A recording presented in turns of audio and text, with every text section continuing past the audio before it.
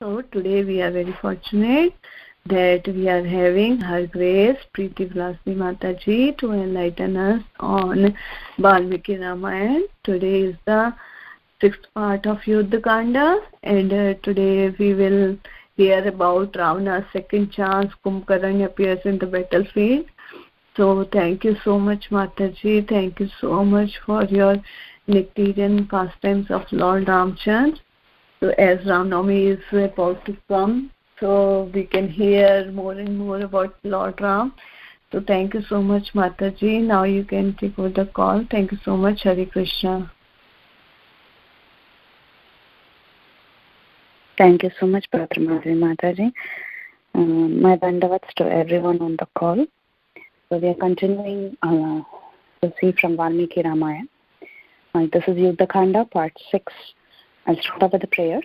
Om Ajnanatinirandasya Jnananjanashvalakaya Chakshurun Militam Yena Tasmai Shri Gurave Namaha Mukam Karoti Vachalam Pangum Langa Yate Girim Yat Kripatamaham Vande Shri Gurum Deenatarinam Nama Om Vishnupadaya Krishna Presthaya Bhutale Srimate Radhanatha Swami Namne Nama Om Vishnupadaya Krishna Presthaya Bhutale Srimate Bhaktivedanta Swami Namne नमस्ते सारस्वते देवे गौरवाणी प्रचारिणे निर्विशेष शून्यवादी पाश्चात्य देशतारिणे जय श्री कृष्ण चैतन्य प्रभु नित्यानंद श्री अद्वैत गदाधारा श्री वसादि गौर भक्त वृंदा हरे कृष्ण कृष्ण कृष्ण हरे हरे हरे राम राम राम हरे हरे.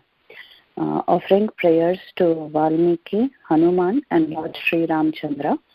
कूजन्तं राम रामेति मधुरं मधुराक्षरम् आरुह्य कविताशाखां वन्दे वाल्मीकिकोकिलं वाल्मीकिर्मुनिसिंहस्य कवितावनचारिणः शृण्वन् रामकथानाथं कोनयाते परां गतिम् वेदवेद्ये परे पुंसे जाते दशरथात्मजे वेदप्राचेतसादासीत् साक्षात् रामायणात्मना अञ्जनानन्दनं वीरं जानकी शोकनाशनं कपीशम् अक्षहन्तारं वन्दे लङ्काभयङ्करं मनोजवं मारुततुल्यवेगं जितेन्द्रियं बुद्धिमतं वरिष्ठं वातात्मजं वानरयूथमुख्यं श्रीरामदूतं शिरसा नमामि. आञ्जनेयमदिपाटनालनं काञ्चनाद्रिकमनीयविग्रहं पारिजाततरुमूलवासिनं भावयामि पवमाननन्दनं यत्र यत्र रघुनाथकीर्तनं तत्र तत्र कृतमस्तकाञ्जलिं बाष्पवारि परिपूर्णलोचनं मारुतिं नमत राक्षसान्तकं श्रीराघवं दशरथात्मजमप्रमेयं सीतापतिं रघुकुलान्मय रत्नदीपम् आजानुबाहुम् अरविन्ददयाळदाक्षं रामं निशाचर विनाशकं Namami. Hare Krishna. So in the previous session, we were of course discussing Yuddha Kanda, and we finished till part 5, and we stopped at a point where Ravana, he entered the battlefield and he began to fight with all the Vanaras like Sugriva, Hanuman, Neela and others. So meanwhile, seeing that all these Vanaras were being attacked by Ravana, Ramchandra started running towards Ravana, and he was stopped by Lakshman. Lakshman took permission from Lord Ram, and he said, I will go face Ravan. And he asked permission from Lord Ram, and he began rushing towards Ravana. So meanwhile, Ravana had just attacked many of the Vanaras, like Neela and others. He attacked Neela with the Agni Astra, and since Neela, nothing happened to him actually, he was just unconscious. Seeing that Neela was unconscious, Ravana, who was very eager to fight, went on to the next person, and at that time, finally, Lakshmana rushed to him to fight with Ravana. So this is the point where we stopped in the previous class, that is Lakshman facing Ravana. Now, Lakshmana, he saw Ravana and Ravana saw Lakshmana. So when Ravana saw Lakshmana, he immediately recognized this Lakshmana and he lifted his huge bow. He saw him and Lakshmana said, "Hey Ravana, you stop. Now stop fighting with all the Vanaras. Now face me. Enough of fighting with these Vanaras. Come and face me directly." And Ravana said, "Oh, I understand. You are that Lakshmana, the brother of Ram. So I'm very happy that I'm finally getting to fight with you. Now see how I attack you with a shower of arrows." So that time Lakshmana said, "Ravana, I'm right in front of you. So show me your power. don't keep talking. What is the use of all your boasting? Just begin fighting. So at that time, Ravana began shooting all kinds of dreadful arrows at Lakshmana, and Lakshmana in turn was shooting arrows at Ravana, and both of them were giving each other a very good fight. So some of the arrows that were used by Lakshmana are mentioned. They are Kura, Ardhachandra, Karni and Bala. So these were some of the arrows, very important arrows used by Lakshmana. So Lakshmana, he gave a very steady fight with Ravana. He didn't get perturbed at any point in time. So they continued to fight for a very long time. And at one point, Ravana thought he must start using some of his very powerful missiles. So he struck Lakshmana with the Kalagni Astra, which is very, very powerful, on Lakshmana's forehead. And this particular Astra was given to him by Brahma. So when Lakshmana was struck by Ravana's arrow, he lost balance for a minute. But still, he came back to his consciousness with some difficulty, and he shattered that Kalagni weapon that was sent by Ravana. Then Lakshmana struck Ravana with 3-pointed arrows, and Ravana, when he was pierced by these arrows of Lakshmana, he swooned, and immediately he regained his senses with some difficulty. But however, his hands, legs, and all the parts of his body were pierced, and it was all streaming with blood. So at this point, Ravana got really, really upset with Lakshmana. He was thinking, this Lakshmana is really attacking me so heavily, and he decided, I cannot tolerate this anymore. I have to really use a weapon that can make him, put him down, make him totally motionless. So finally, Ravana, he picked up the Shakti weapon, Shakti Astra. This was also gifted to him by Brahma. So Ravana, he took this Shakti weapon, and it was like a spear, and he released it at Lakshmana. This particular weapon was emitting smoke and fire. It was extremely bright. All the Vanaras around were very, very scared, and they were very frightened seeing the Shakti weapon. And the Shakti weapon came right to Lakshmana.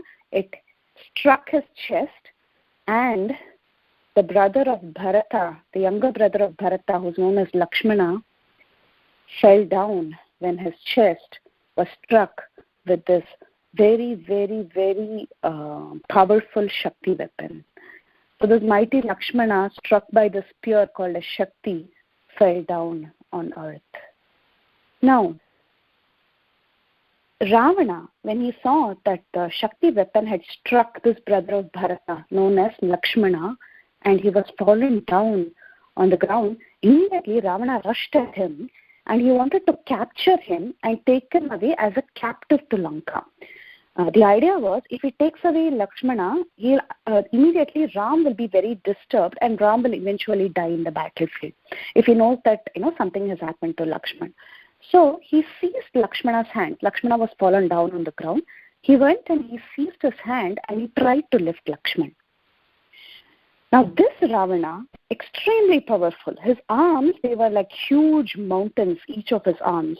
He was very, very powerful. He was so powerful that Ravana was able to lift the Himalayas. He was able to move the Mandara and Meru mountains. So this powerful Ravana, who could do such humongous tasks, he couldn't raise this arm of Lakshmana, who was the younger brother of Bharata. So actually it's very interesting why Valmiki specifically goes on to say that Lakshmana is the younger brother of Bharata. He always calls Bharata for this. The reason and the meaning is that Bharata means Bhara. Bhara means to be filled up and heavy. Bhara. Bhara means heavy, right? So Bhara, Bhara, these root words means that which is filled up and that which is heavy. So Bharata, the brother of Lakshmana, was actually holding the heavy burden of the kingdom on his head. And Lakshmana's bhakti and Bharata's bhakti was bhara. It was full. It was heavy. His service was also intense. It was very heavy. So that's why Valmiki keeps saying he's the brother of Bharata. He's so full in devotion. He's so heavy with his service mentality. So Ravana was just unable to lift this heavy brother of Bharata, who was so heavy in devotion. And this Lakshmana is the same Sesha who carries several Brahmandas on his hoods.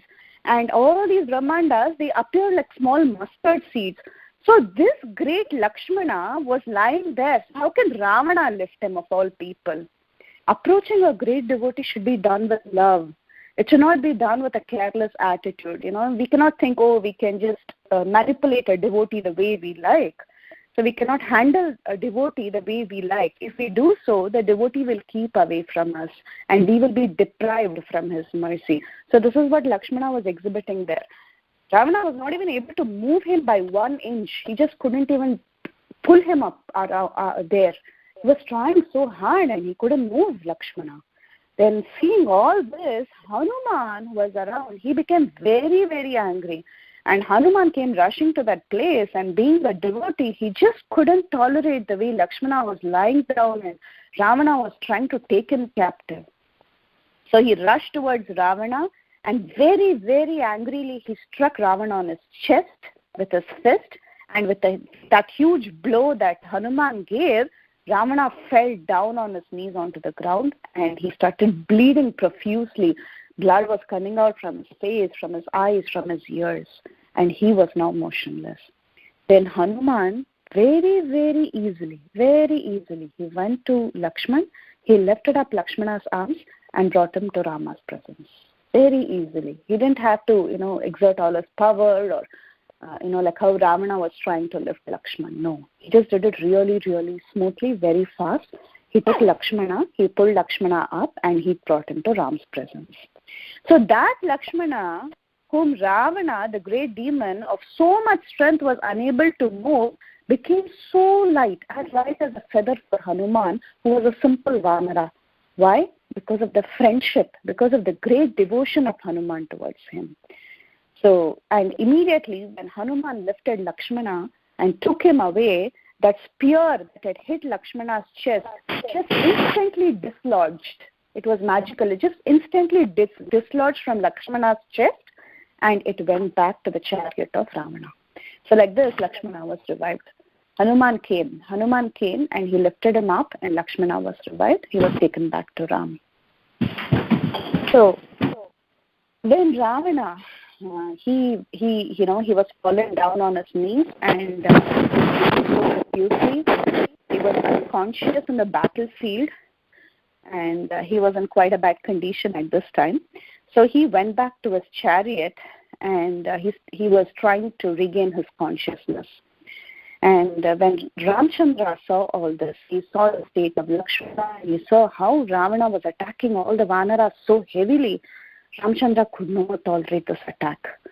So seeing how all the Vanaras were overthrown in the battlefield and how Ravana had treated everybody, Ram rushed towards Ravana. Now Hanuman, at this point, he was seeing that Ram was completely now ready and he was rushing towards Ravana. So he went and he got onto the lotus feet of Ram and said, my dear Lord, dear Ram, you have to punish this demon. But please do so by climbing on my back, just like how Lord Vishnu rides on Garuda. So I will be your servant. I will carry you on my back. So you fight with this Ravana riding on my back. I want to do this service for you. And immediately Ramchandra agreed to what to Hanuman requested. And Ram agreed and Ram mounted on Hanuman's back so that he could go and face Ravana. Ramchandra went on top of Hanuman and Ramchandra now faced Ravana face to face. This is the first time they're actually facing each other. So Ravana was there. He was all ready for Ram and Ram shouted, hey Ravana, you're the king of demons. Now you come and face me. It's the same Ram who killed those 14,000 demons in Janastan. Do you remember what happened there? Now you're facing that same Ram. So now you come and attack me. Let's see. Let's have a good battle. So hearing these words of Ram, Ravana immediately he recollected how all his brothers were killed by this Ram and he picked up all kinds of heavy, fiery arrows and he began shooting them at Lord Ram. So when he was shooting these arrows, apparently all these arrows, they went and they struck Hanuman, who was carrying the Lord, because Hanuman was really huge and he was carrying Ram like a vehicle, and all these arrows came and it started piercing Hanuman in all directions. So when all these arrows were piercing Hanuman so much, actually, interestingly, Hanuman's strength began increasing more and more. So this is very, very,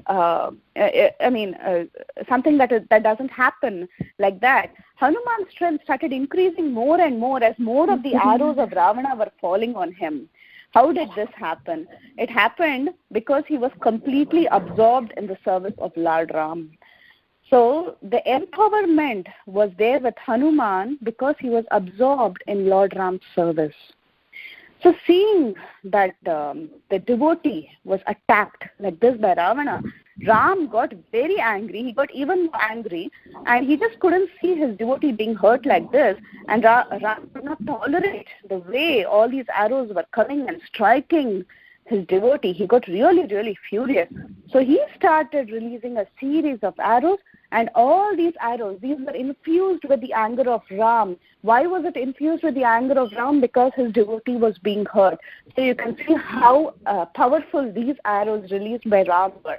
So they just flew and they went and they shattered Ravana's chariot wheels, his horses, his banner, his canopy, his charioteer, his weapons, his spear, sword, whatever Ravana had.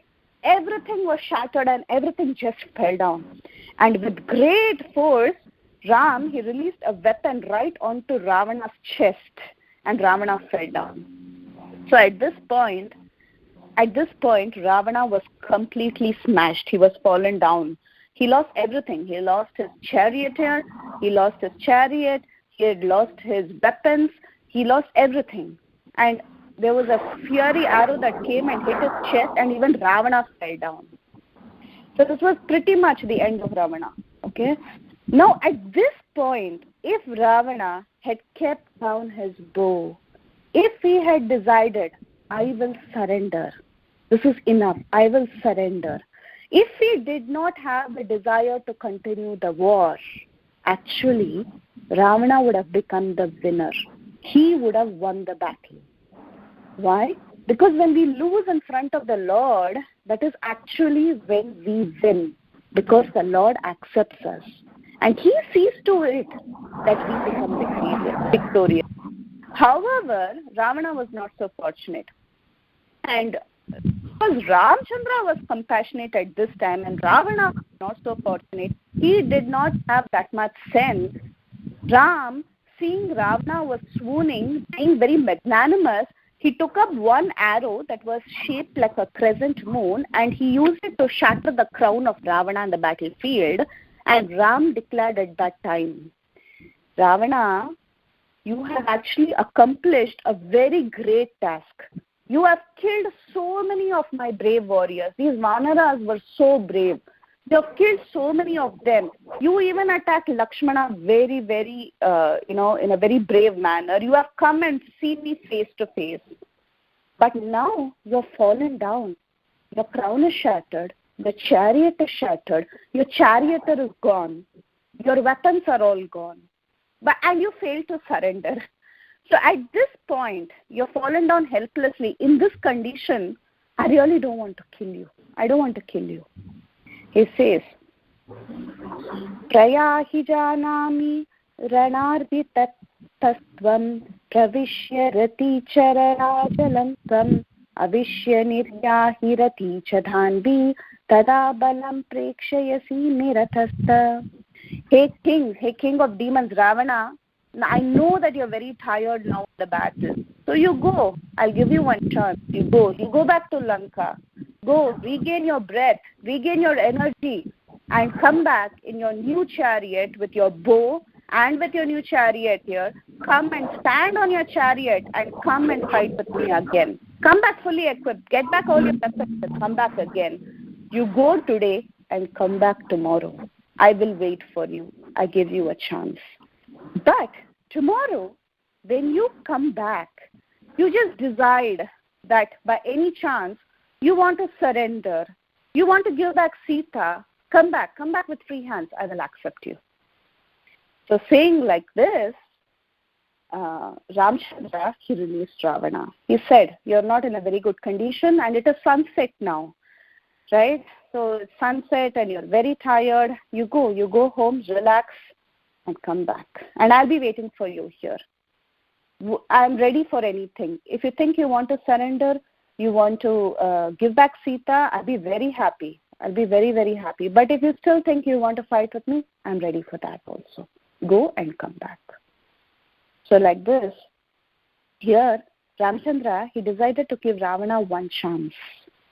When Ravana appeared as Hiranyakashipu previously, Nrsimhadev also appeared. And when Nrsimhadev appeared, it was a very short span, Nrsimhadev's appearance, very, very short period. They both had a ferocious fight, Hiranyakashipu and Nrsimhadev, both of them, very, very intense fight. At that time, Hiranyakashipu killed him. He was not given any chance after Nrsimhadev's appearance. He didn't give Hiranyakashipu any second chance. But here, when he came as Ram, he thought, okay, when I came as Nrsimhadev, I didn't give any chance, so I will give you one chance to surrender. I will release you today, and you come back.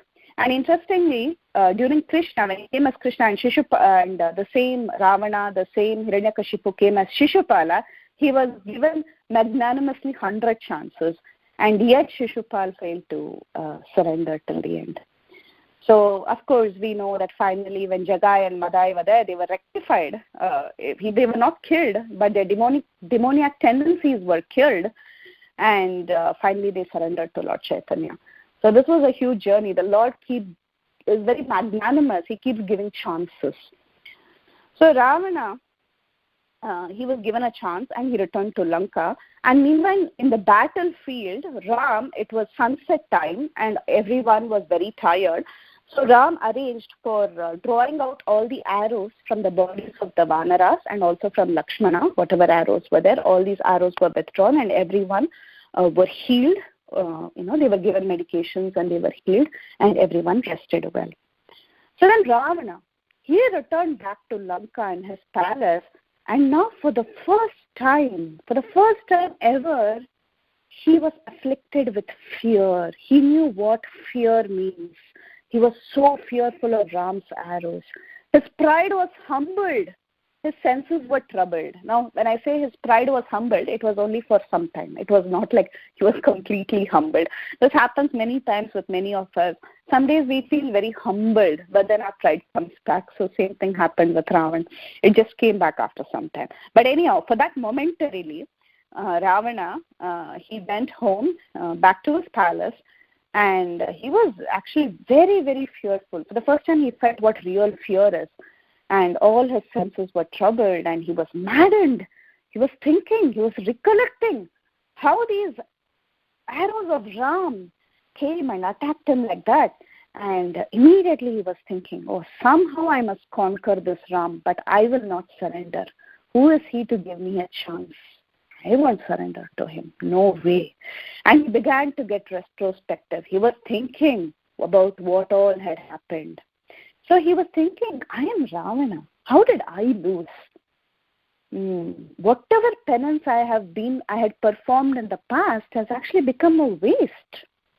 Because I have immunity from death by the hands of demigods, demons, nagas, yakshas, gandharvas. But somehow I took these humans very lightly. I didn't make mention of humans when I asked for a boon. So actually, there has been a loophole here. Some small mistake I've made. Somehow I've underestimated these humans. So he was thinking like that. He was thinking, what actually happened? I'm so great. I have all the boons. I can conquer anyone.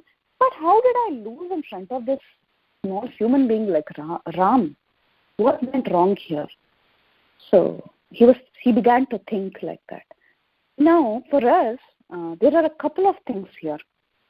Oftentimes, in our own lives, when we are advised by our well-wishers about what is right and what is wrong, we fail to hear attentively from them. We always look at things for an immediate benefit, situations that can promote us to be the controllers. In fact, if there is any threat to our position, we become very, very upset. When we are advised by others, we must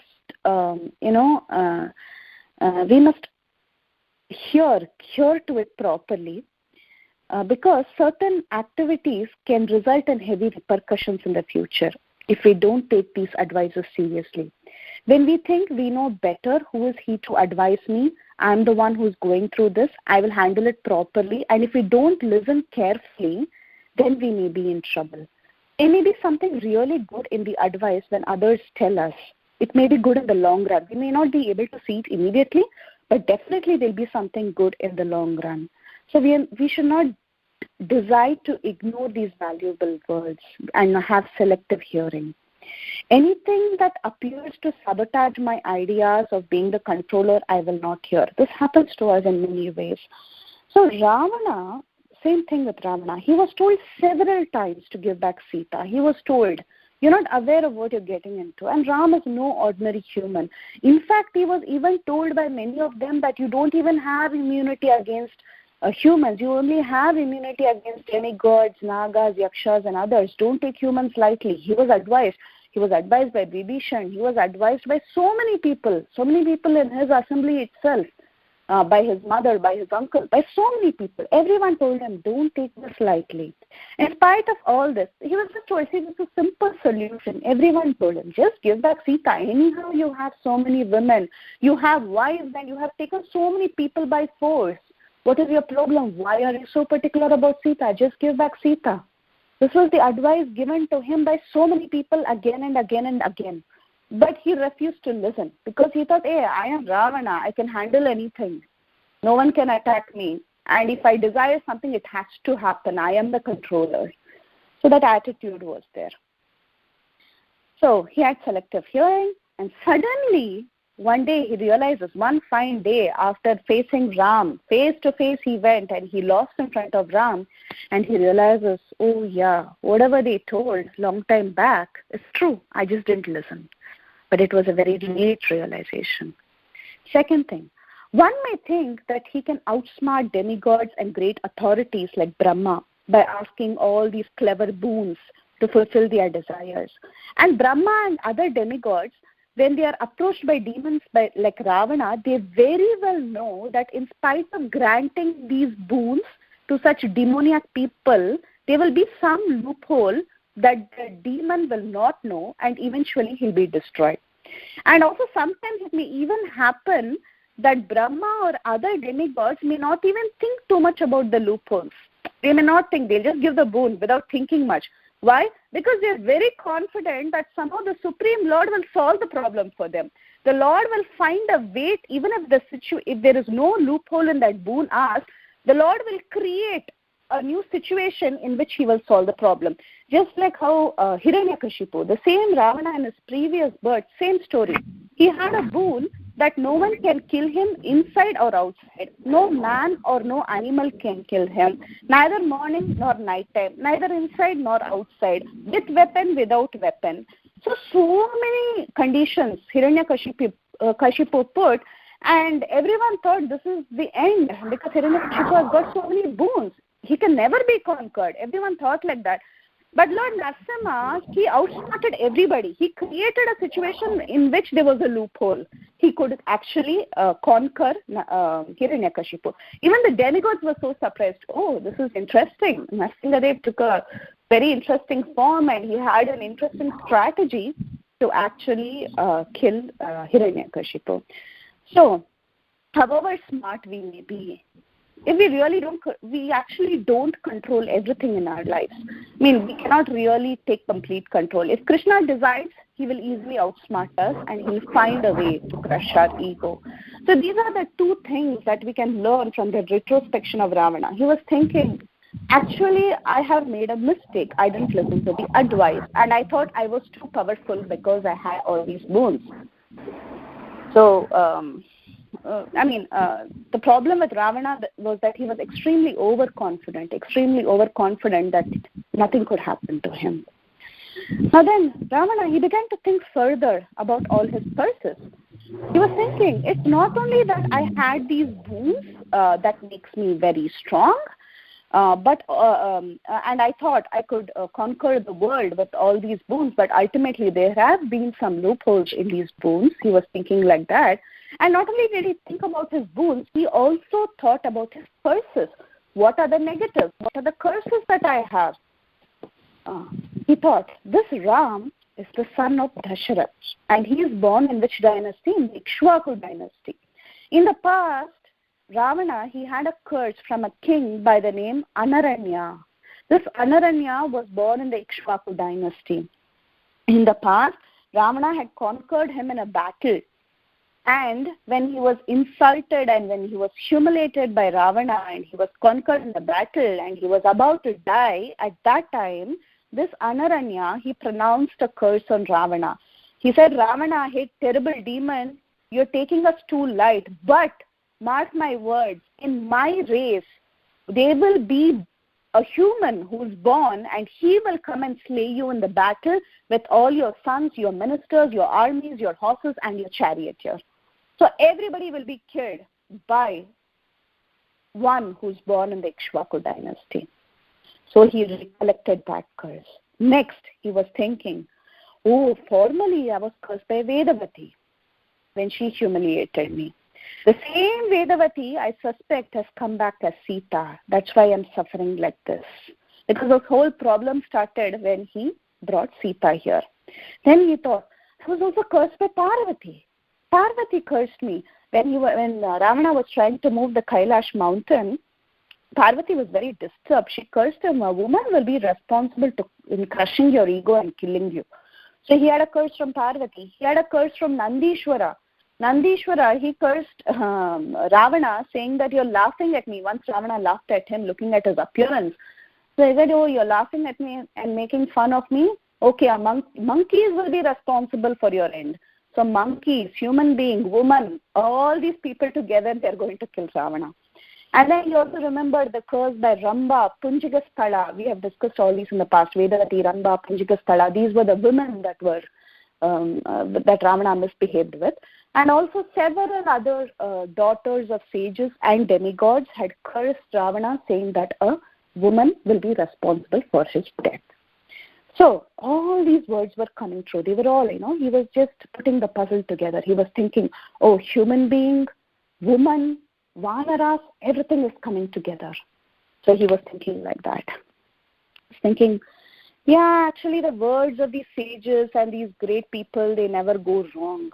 I am in a precarious condition. Then he called out to all his ministers and he openly declared, hey ministers, so basically I have all these curses, okay? I agree. I admit. I have all these curses. So at this point, you all have to become even more careful.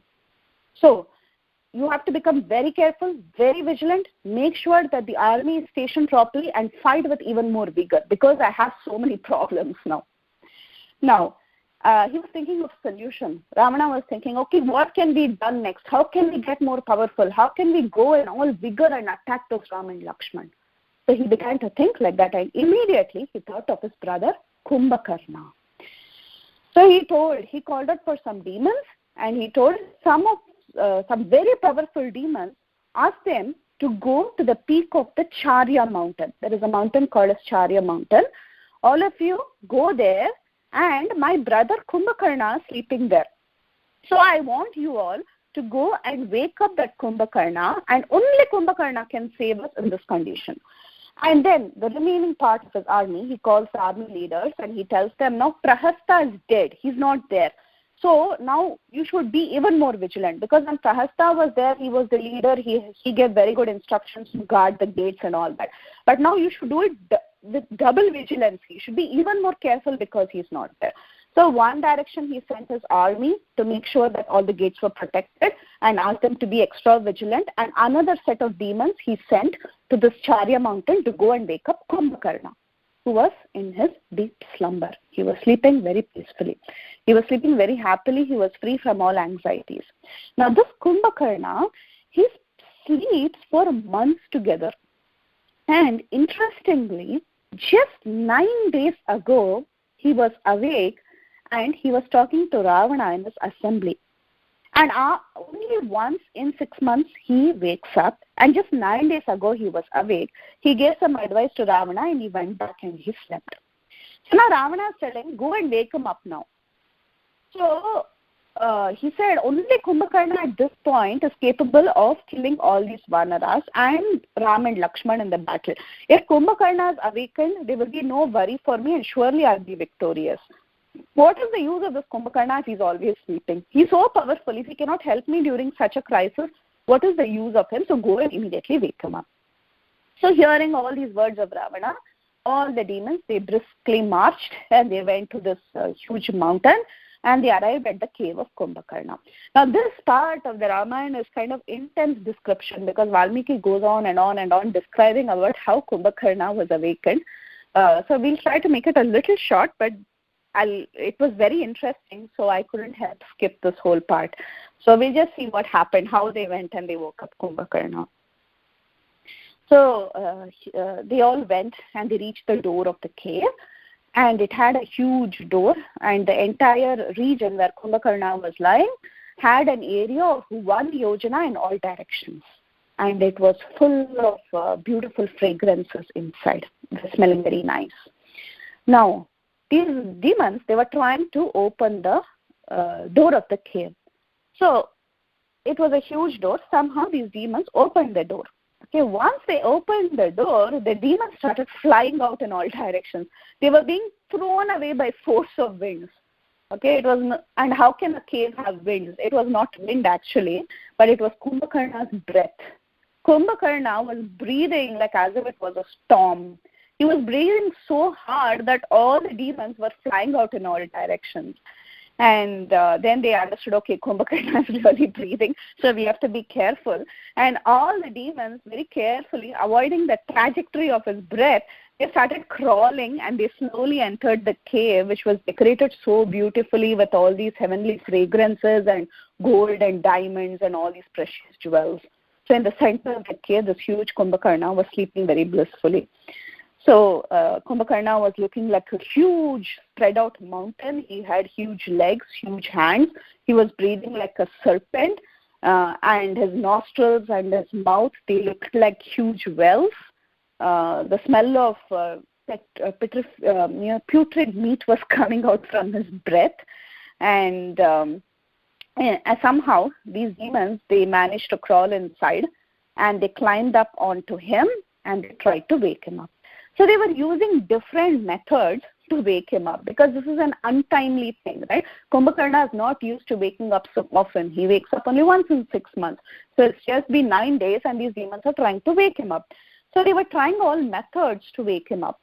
So first they got a huge pile of meat and they kept it near his nostrils, somehow to impel him by stimulating his senses to wake up. Now they were trying to stimulate his senses and stimulate his hunger so that he wakes up. Then they piled up different meats. The different meats are mentioned: meat of deers, buffaloes, pigs, all of these, so that Kumbhakarna wakes up. And some of them, they climbed onto him and they brought some fragrant garlands, some sweet-smelling perfumes and sandal paste near his nostrils. Some of them, they burnt incenses. They sang songs of his praise near his ear because demons are very, very gratified when they are praised. So they went and they started singing praises of Kumbhakarna. Kumbhakarna Stuti they were doing in his ear. Then Kumbhakarna didn't even show any inclination of waking up. So then all of them, they went and they started screaming together in his ear. They went and they blew conches and trumpets in his ear, but still Kumbhakarna didn't wake up. Then all of them together, they went and they started clapping together in unison. All of them were clapping together to somehow wake him up, but still he would not wake up. Whether it woke, all these ideas woke him or not, all these sounds created by conches, trumpets, they are clapping, they are screaming, they are shouting, whether all this woke up Kumbhakarna or not, the birds passing through the sky, they got scared and they were running in all directions, and some of the birds even fell down, hearing these terrifying sounds of all these drums and gongs and clapping of the hands and the screaming of the demons. But still Kumbhakarna didn't wake up. Then they thought, okay, let's attack Kumbhakarna. So they started throwing huge maces and hammers and clubs and everything on Kumbhakarna's chest. They were striking him with all these weapons so that Kumbhakarna would wake up. But Kumbhakarna, for him, it was like as if someone was patting him and putting him to good sleep. Like when you have a baby, you keep patting the baby will go to better sleep. So like that, Kumbhakarna was sleeping even better with all these patting. Actually, they were hitting him with huge clubs, but Kumbhakarna felt like that. Then some of them, they decided, okay, let's get even more violent. So they went and they started tearing out his hair. They were tearing out his hair. Some were biting his ears so that somehow he'll wake up. And, they were trying to do all kinds of things. And they thought, okay, this Kumbhakarna is not at all waking up. So let's bring elephants. They brought more than thousands of elephants and they made these elephants run on the body of Kumbhakarna. So here is something you have to imagine. So an elephant is so huge. Imagine thousands of elephants running on a person. Okay, and that is Kumbhakarna. Kumbhakarna was so huge that thousands of elephants were simply running on his body just to wake him up. And finally, when so many thousands of elephants ran on Kumbhakarna, there was some feeling of Kumbhakarna, oh, it looks like someone is trying to wake me up. Finally, he sprang up from his sleep and he was yawning, and again many demons were flying in all directions because of his yawning. And he woke up and he looked around. Now, when he looked around, he woke up, everyone began trembling. Everyone was very scared because Kumbhakarna, as soon as he wakes up, he'll be very hungry and he will eat anything and anyone that comes in his vision. So immediately the demons, just to save their own lives, they started pointing out the various kinds of live animals that were there in the vicinity. They had brought all these, not only did they bring meat, they also brought animals that were alive. So they showed these animals and Kumbhakarna started swallowing everything that was there in his vision, all the animals. And then the demons very hastily, they got all kinds of meat in different plates, and they got a lot of these blood and fat and wine, everything for his thirst. And they presented everything to Kumbhakarna, and Kumbhakarna within minutes, he gratified his hunger by eating up everything, all that was given to him. So once Kumbhakarna's hunger was gratified, the demons, they went and surrounded him, and they folded their palms, they bent their heads down, and they were ready to ask him for a favor. So when Kumbhakarna, after eating everything and drinking everything, he looked at all of them, seeing them in this condition. He asked, oh, what happened? Why are you all around me like this? And why did you wake me up so suddenly? What's the matter? I hope our king is doing well. But somehow, looking at your faces, I think there is some danger to the king. What happened to Ravana? Otherwise, why would you all come and wake me up so untimely like this? Tell me what happened. Are the demigods attacking us? Is Indra here? Tell me. I will do anything to save my brother. What is the problem? Tell me.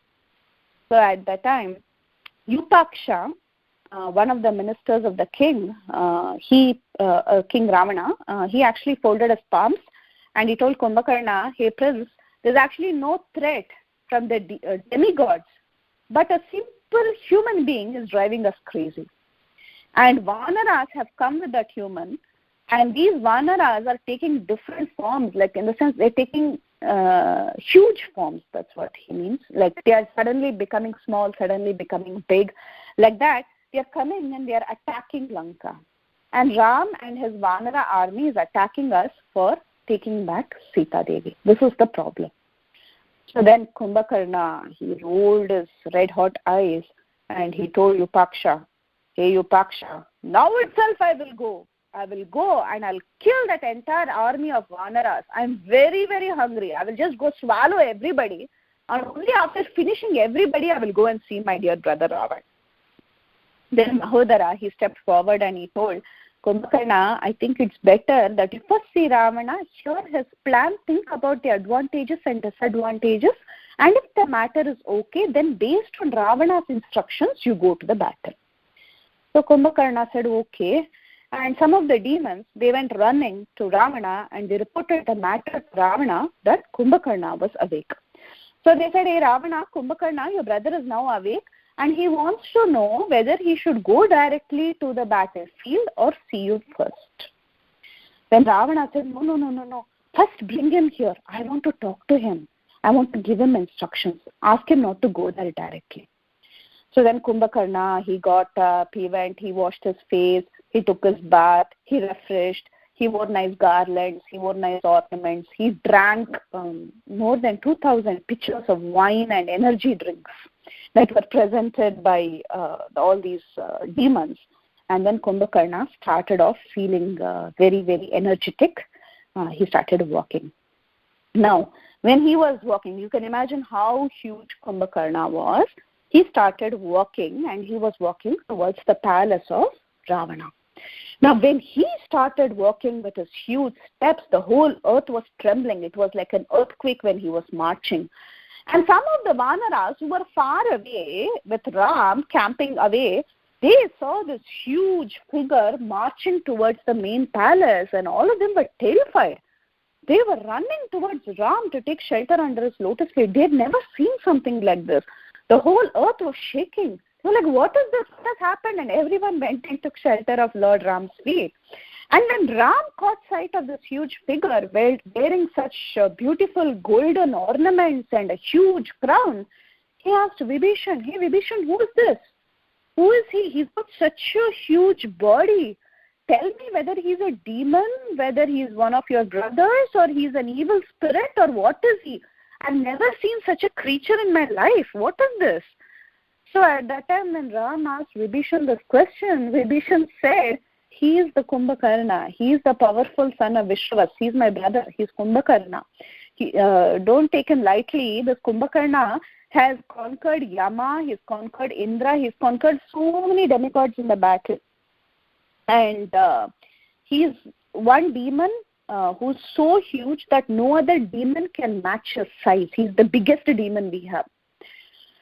So he said, Rama, he's conquered thousands of demigods, demons, nagas, yakshas, gandharvas, vidyadharas, kinnaras in battle. And this Kumbhakarna, by very nature, he's very energetic and he's very mighty.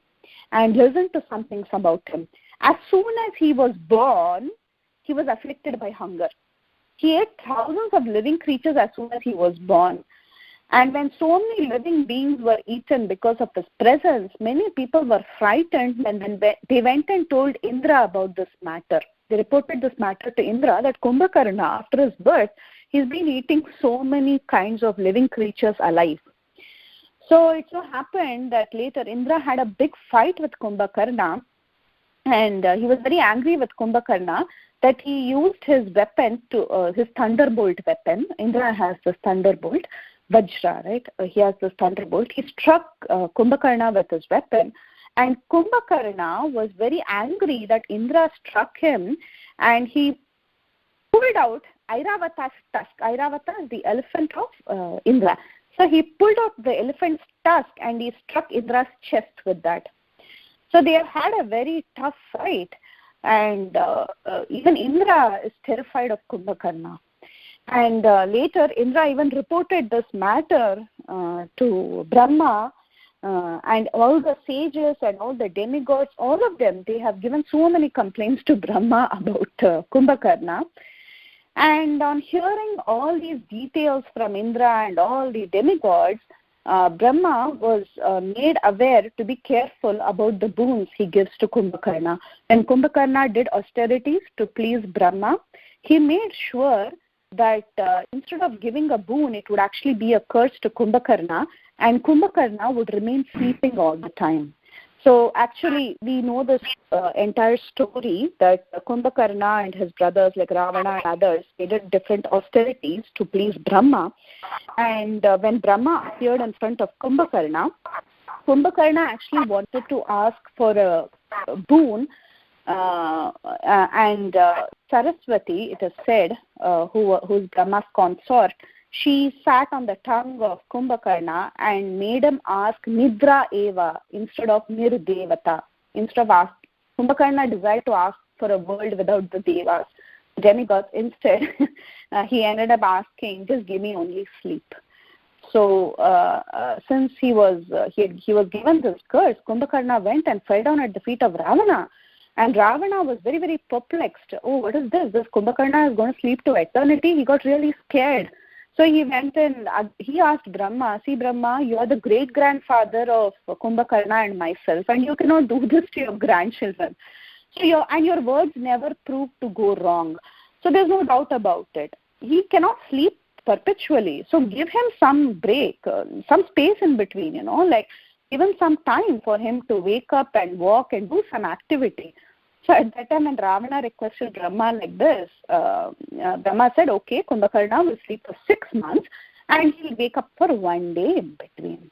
So this is the situation of Kumbhakarna. He explained everything to Ramchandra. And he said, on that single day when he wakes up, this demon would have starved for 6 months. So he must be so hungry. He will go and he'll eat up everything. Whoever he sees, human beings, animals, everything there, whatever he sees on his way, he'll open up his mouth and he'll swallow everything. So he can, in fact, annihilate the entire human race on that 1 day. So he's so powerful. Then he said, now Ravana, just yesterday, Ravana was conquered by you. You gave him a chance and you sent him back to the kingdom. So he's humiliated. That's why he's decided to wake up Kumbhakarna so that this entire Vanara army can be eaten up. So that is his plan. But however, Ram, there is one thing in this. This untimely waking up of Kumbhakarna is not good for him. It is not a good sign. It means he will die. No, it is not good. So he should be woken up only once in 6 months. But they have done this untimely waking up. So that is one loophole there. So you better keep that in mind. So anyway, Vibhishan gave this good idea. He said, let all the Vanaras be told that this Kumbhakarna is like a machine. Valmiki Ramayana says, let everyone be told that Kumbhakarna is like a yantra. He's a machine, just like a huge robot. It's advancing, and all that you have to do is when you see such a huge machine coming, you have to throw stones and whatever you have, just keep attacking it non-stop. So give these instructions to all the Vanaras. Ask them to be alert. Tell them that they should not fear. It's just a machine, nothing else. So, and it will just keep eating up everything. So just throw everything at it and somehow dislodge this machine. Just give the Vanaras this instruction. So on hearing Vibhishan's words, Ravana, then he called Neela, who's the chief of the army. He told them, Neela, you go and tell your army to be ready. Ask them all to take positions. Ask them to collect as many mountain tops, like the huge rocks and trees and all these weapons that they can collect. Ask them to collect everything and take their positions. And remember, there's a huge machine that is going to come. All of you attack that machine fearlessly. So on hearing Ram's words, all the Vanaras, they started for their operation. So everyone went and took positions. So meanwhile, Kumbhakarna, he entered the palace of Ravana and he sees that his brother is sitting in the Pushpaka Viman. He's sitting there and he's very worried. So Kumbhakarna, he went and he paid his obeisances in front of his brother and he asked Ravana, oh Ravana, you've summoned me untimely. So what is the work that I have to do? Do I have to go and kill someone? Tell me what I should do. Then Ravana replied, this Ram, he's the problem. He has come with all his troops of Vanaras, including Sugriva. They've all crossed the ocean by making a bridge. He had a battle with me. He even won over me on yesterday, and he sent me back. But I want to conquer this Ram and his army. I'm not going to leave them, and I need your help. So Kumbhakarna, you go and show your strength by killing all of them. So my dear brother, you go and you blow away this army of Vanaras, this Ram, Lakshman, go and eat up everybody. And I'm so upset. I was conquered by Ram yesterday. All this has happened. My army is getting weaker and weaker day by day. I'm also really, really upset with all that has happened. So when Ravana was lamenting like this, Kumbhakarna, he started laughing like anything. He was laughing in a huge, loud volume. And he told Ravana, hey Ravana, my brother, see, this is the consequence of not listening to our good advice. You must have thought twice before abducting Sita. Even after that, we told you so many times to give her back. Even Vibhishan advised you so nicely, but you never listened to your brothers. You never listened to me, you never listened to Vibhishan. So because you didn't conceive this consequence, you're suffering. And why didn't you think about this consequence? Because of your sheer arrogance of power. Because you have become arrogant because you have power in your hands. So when there is power, automatically arrogance steps in. And we don't listen to good advice. This is what has happened to Ravana. If so much misfortune has happened in our country, suddenly unbelievable things are happening. Vanaras are conquering demons. Great demoniac heroes are losing in front of a human being. The treasury is getting empty. All these bad things are happening in our country. It is only because of one major flaw with your principles. Whatever your principles are not correct, so much lust is not good for you. Your lust has spoiled everything. You're a king and you must know very well what is right and what is wrong. You didn't think before acting. A king must be very careful about the decisions he takes. He cannot make such major blunders. That is the problem. So Kumbhakarna was abusing Ravana for his utter disregard to all the advice that was given by him by all his well-wishers like Vibhishana and his mother and his uncle and his ministers and everybody who were actually telling Ravana to give back Sita, because he was arrogant and he didn't listen to good advice and he neglected what the scriptures had to speak about a king's duties. So he said, you should have assessed how powerful Ram was ahead of time. And Kumbhakarna started speaking like this so harshly, Ravana was getting very, very, very angry. But still, he desperately needed the help of his brother. So he couldn't tell Kumbhakarna anything. He said, okay, Kumbhakarna, I agree. Whatever has happened only because of me. And I cannot change the past. Now I am in the middle of a battle. Just help me. Don't keep giving advice like this. Go to the battle. Go and crush all the enemies. Why are you advising me like this, like a big saintly guru? You think you're very saintly and you can keep advising me? What is the use of all this speech? Just go. Get the job done. Go and save the name of all the demons. Save the name of your brother. Yes, I did a mistake, but there's no use talking about it. Just go and take some solid action. He said this, and Kumbhakarna finally said, okay, yeah, I know there is no use now. Things have gone too far, and I'm your brother, and I will do something to save the name of the demons and to save your name, just because I'm your brother.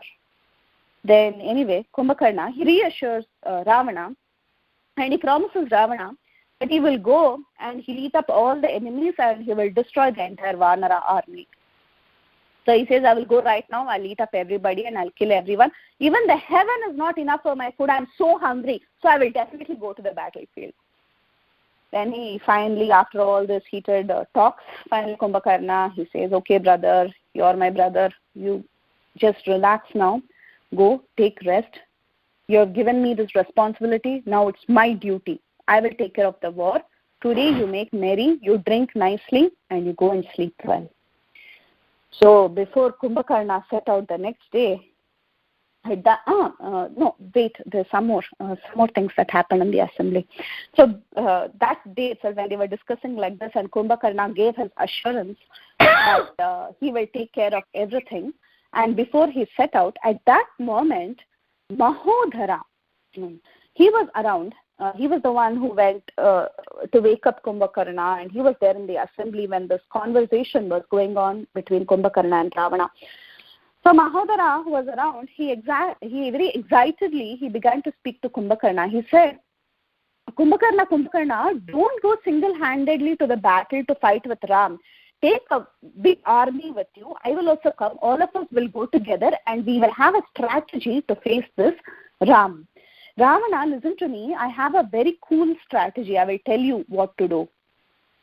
I have an idea for you to enjoy Sita without fighting with Lord Ram. Listen to me. Go and announce by beating the drums, in the city that myself, Dvijihva, Samharadi, Kumbhakarna, Vitardhana, these 5 demons are going out to the battle to kill Ram, Lakshman and the Vanaras. So the 5 of us will go as per plan and we will give a good fight to Ram. If we conquer Ram and the Vanara army, there is no need for any strategy for us. But otherwise, if by any chance, in spite of the 5 of us going there and fighting very bravely, this Ram survives, then we will execute a new plan that I have in my mind. We will come back from the battlefield with all our clothes moistened with blood and our bodies being torn with the arrows of Ram. We'll come back from the battle and come and declare to you that Ram and Lakshman have been eaten up by us. Okay, Ram and Lakshman have been devoured by us. And then you go and proclaim in the city by beating drums, make announcements that Ram is being killed. This is a lie. That is, Ram is not yet been killed, but he'll execute this strategy. I will come back with these 5 demons, and we will come and tell you that Ram is being eaten up by us. And you make announcement in the city that Ram is being killed along with his brother and his army. And just let's do a drama. For name's sake, to give away gold and clothes to all the public in charity and say that we have won. And then act like you're giving big gifts to all the warriors for winning the battle. Then in the night you drink a lot of wine and throw a big party and say that we have conquered Ram, Lakshman and the Vanaras.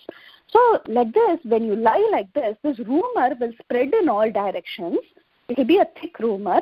The rumor will go in all directions saying that Ram along with his companions has been killed by the demons, and Sita will also get the news.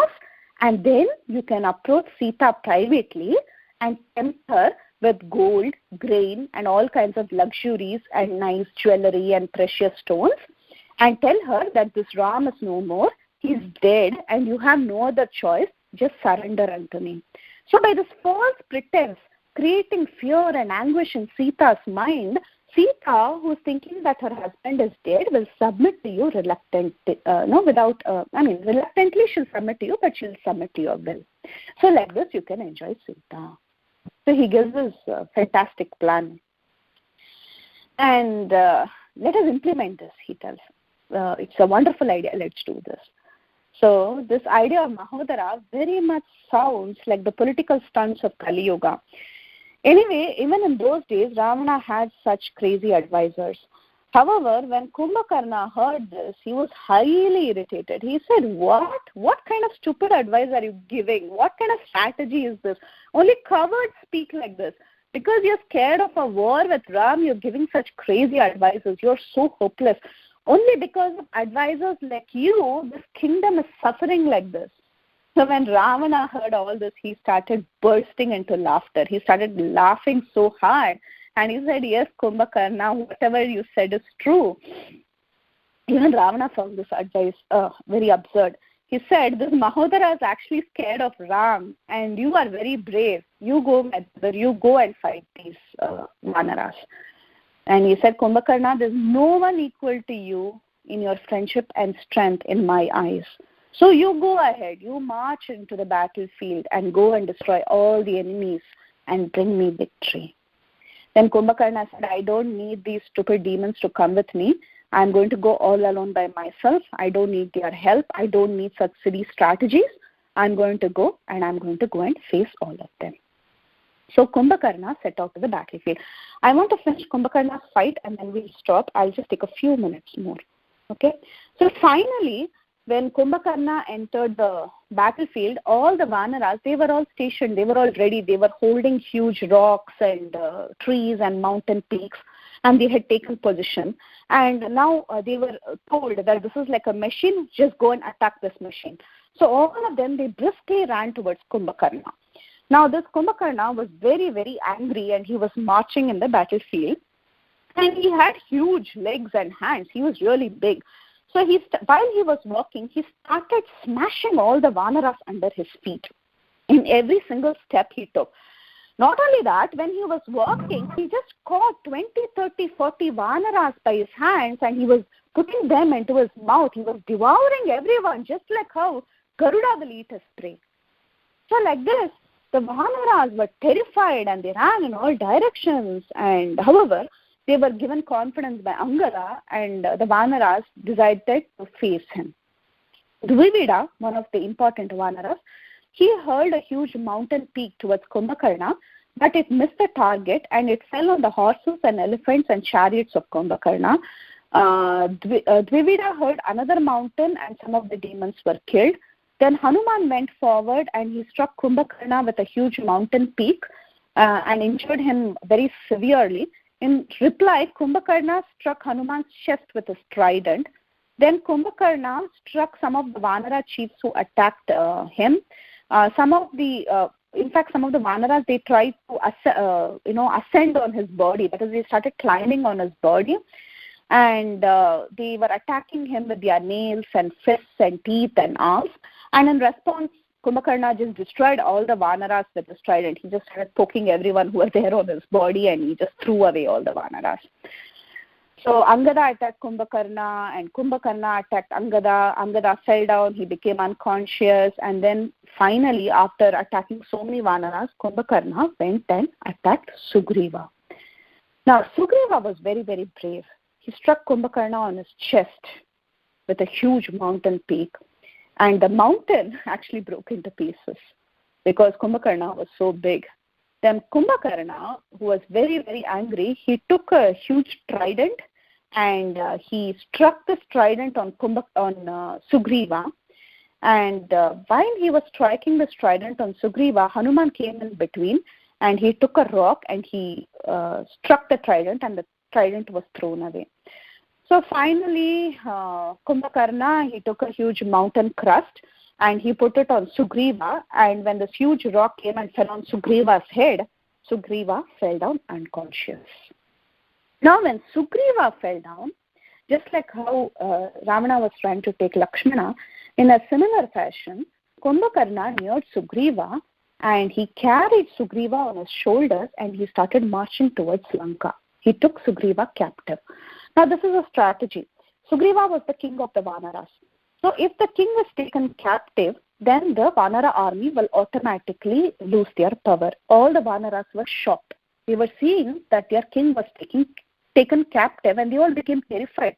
They all became very fearful that if the king is taken, that will be the end of the Vanaras. So at that time, Hanuman was seeing the sight where Kumbhakarna had taken Sugriva on his shoulders and he was going towards the city of Lanka. And Hanuman thought that he will take the size of a huge mountain and he will go and attack Kumbhakarna and kill Kumbhakarna. But then, again, he's being a wise minister, he began to think, it won't be appropriate if I go and restore the king. Sugriva is such a great king, it will be a big disgrace to him if people later say that Hanuman went and saved this great king. Sugriva is a big hero. He is fully capable of releasing himself. So like this, when Hanuman was contemplating, Kumbhakarna was walking through the highways of the city of Lanka, and the demon residents, the local residents there in Lanka, they were seeing that their prince had captured the king of the Vanaras, and they were so happy that they started showering Kumbhakarna with fragrant waters and flowers and rice paddy, welcoming his victory. So when this water was sprinkled, this water was falling on Sugriva's face, and because of this, he regained his consciousness. And seeing that he was being carried away into the city, he tears off the ears and nose of Kumbhakarna with his sharp nails and teeth, and seeing that, Kumbhakarna puts down Sugriva and tries to crush him with his leg, and somehow Sugriva escapes Kumbhakarna and he bounces off into the air and jumps and lands near Ram and gets united with Lord Sri Ramchandra. So seeing that Sugriva ran away, Kumbhakarna, again he comes running back into the battlefield with a huge mace, and he began to attack all the Vanaras and the bears, and he rushed through the army, devouring all the armies and the bears in his sight. Even the demons also he started swallowing. He just couldn't differentiate at this point. He was so angry. He was so furious. He never made a single distinction. He just started eating up everybody, and he ran inside the battlefield. And then finally, Lakshmana stops him and starts to attack Kumbhakarna with his arrows. And seeing Lakshmana, Kumbhakarna said, "Hey Lakshmana, you get off my way. Go away from here. I'm not interested in fighting with youngsters like you. You're after all the younger brother of Ram. I'm not interested in you. Show me where this Ram is. I want to go and attack only Ram." So he said that, and then Lakshmana, he pointed his fingers to Ram, and Kumbhakarna proceeded towards Ram to go and fight with Ram. Now Ram, on seeing Kumbhakarna, he started discharging the Raudra weapon. So this Raudra weapon, it went and it hit Kumbhakarna's chest. It made him weaponless. All the weapons started falling off from him. And in retaliation, Kumbhakarna started using his fist to go and fight with Ram. Yeah, he took mountain peaks and he was throwing it at Ram. And Ram split up all these rocks and mountain peaks with his arrows. And Lakshmana told all the Vanaras to go and climb on Kumbhakarna's body to distract Kumbhakarna. And Kumbhakarna, seeing that so many Vanaras were climbing on him, he shakes them off very violently, and all the Vanaras go and fall down. And then Kumbhakarna openly challenged Ram, saying, Ram, don't think of me to be like Karadushan. I am Kumbhakarna. I am not at all easy to be won. Today I will definitely devour you. So he takes up a huge hammer-like weapon that was fallen down, and he rushes towards Ram. And then Ram, with great anger, he releases a weapon called as the Vayabhya weapon. So this weapon, it went and chopped off one of the arms of Kumbhakarna. Kumbhakarna didn't give up. He started fighting with his other arm. Then Ram chopped off the second arm of Kumbhakarna. But still Kumbhakarna continued to attack Ram. Then Ram chopped off the feet of Kumbhakarna with his arrows. And then still Kumbhakarna was trying to roll and go towards Ram. Then Ram released so many arrows that went and struck Kumbhakarna, because Kumbhakarna was keeping his mouth wide open trying to swallow Ram.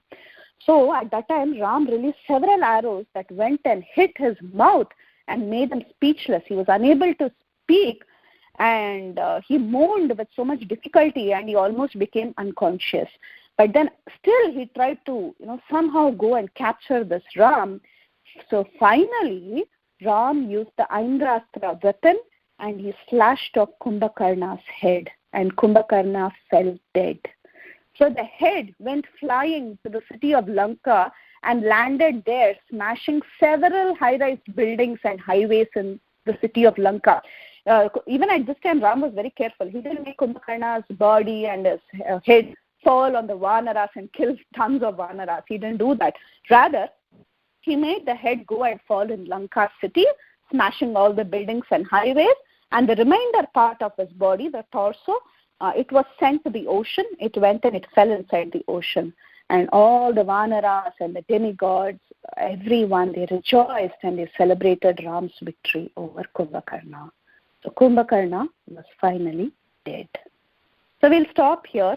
We'll see what happened after this in the following classes. So I thank you so much for patiently listening. I'll unmute everyone. If anyone has any corrections, questions or comments, please let me know. Hare Krishna.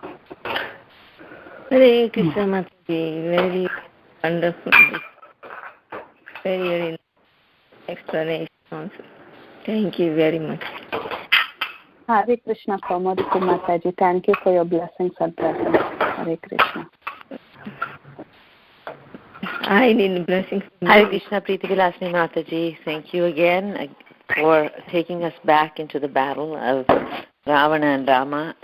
So very exciting, actually. Kind of gory, but exciting anyway.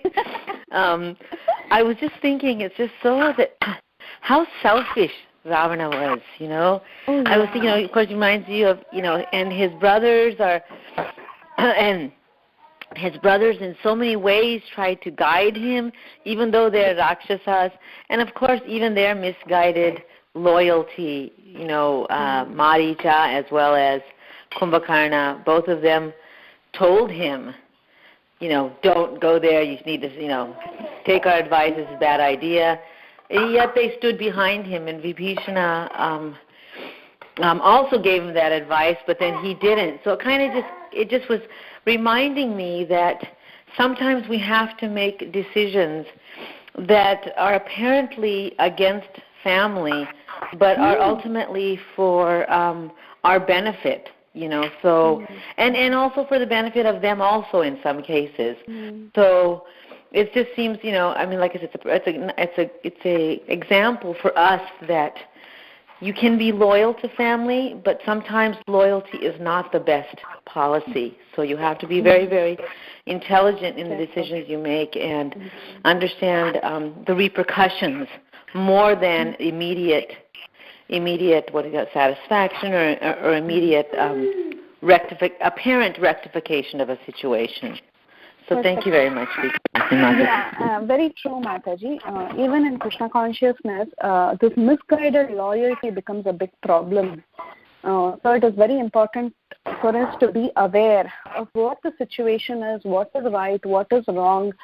Because in the case of Vibhishan, if you see, Vibhishan, all of them performed austerities.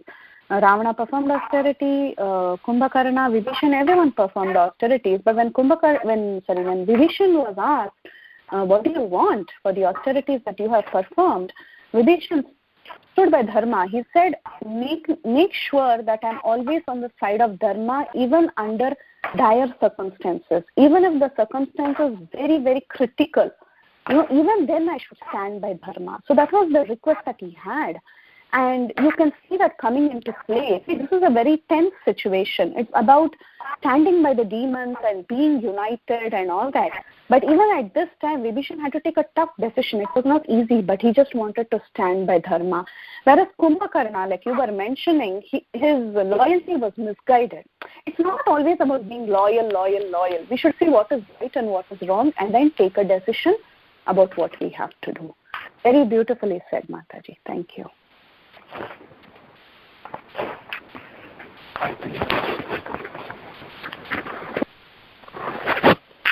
Hare Krishna, Mataji. Thank you so much, Mataji, for such a wonderful class. And I like the point most that Lord Ramchandra gave so many chances to Ravana to surrender, but Ravana never surrendered. So similarly, I was thinking like Krishna gave so many situations in which we can surrender to him, but because we are not fully surrendered, so he is giving so many chances, but we have to understand when to surrender. So thank you so much, Mataji. Everything was so beautiful. Yes, Mataji, very true. Yeah. In this time and age, we have been given millions of chances. The Lord is still waiting for us to surrender someday. Yes, Mataji. Thank you. Hare Krishna. Jai Radhe.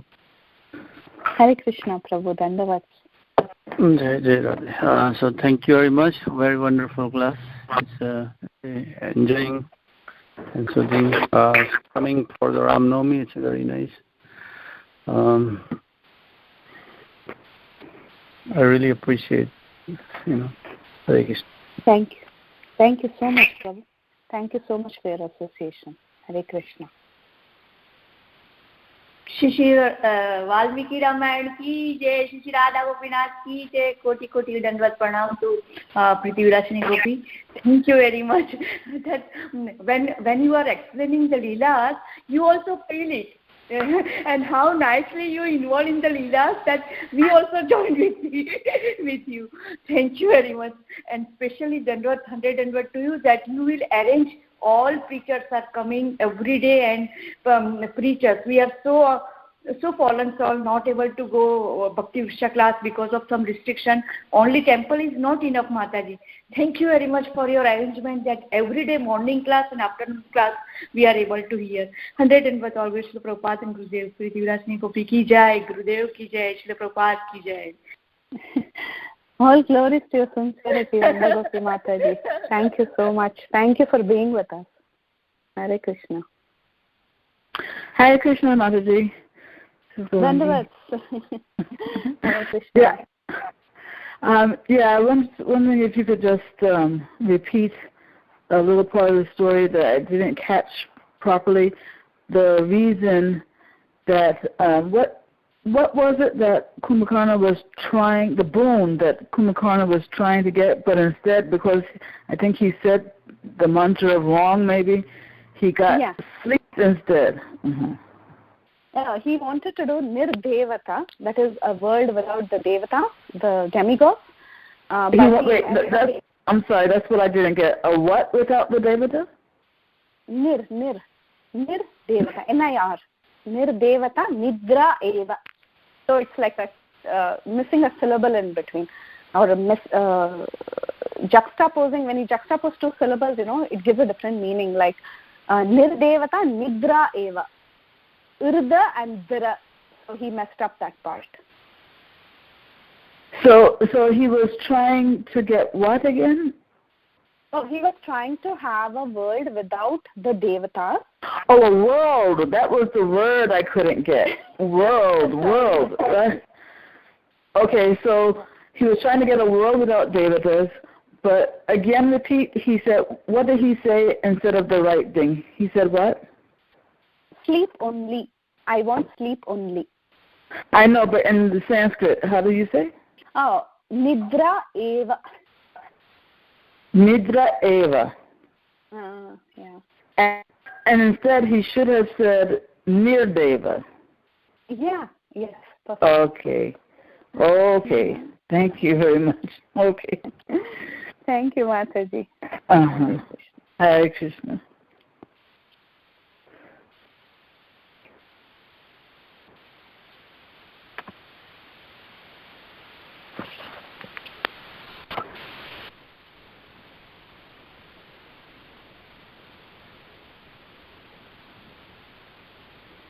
Okay. So if no one else has any questions or comments, we can end the class. Thank you all for patiently being there and listening. Vancha kalpatarubhyascha kripa sindhubhya eva